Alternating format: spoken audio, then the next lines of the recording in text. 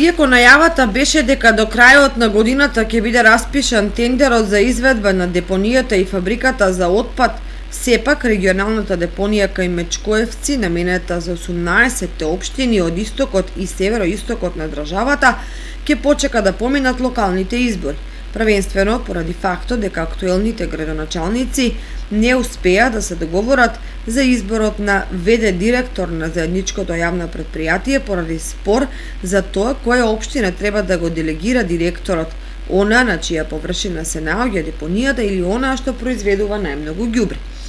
Предпоставката за избор на раководно лице во јавното предпријатие е започната, но поради локалните избори одлуката е замрзната. Веднаш штом ќе дозволи законот, изборот ќе биде направен. Во септември требаше да започне и чистењето на 70 на диви и затворањето и култивирањето на голем број помали, нестандардни депонии во сите 18 општини. Овој дел од проектот чини 10 милиони евра.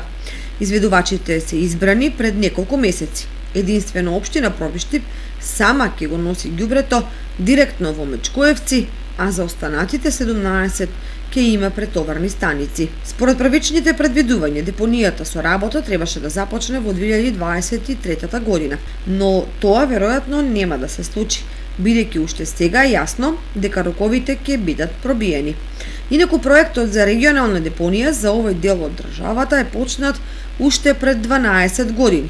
За целосно завршување ќе бидат инвестирани вкупно 46 милиони евра. Средства кои се грант од Европската унија преку програмата за регионален развој.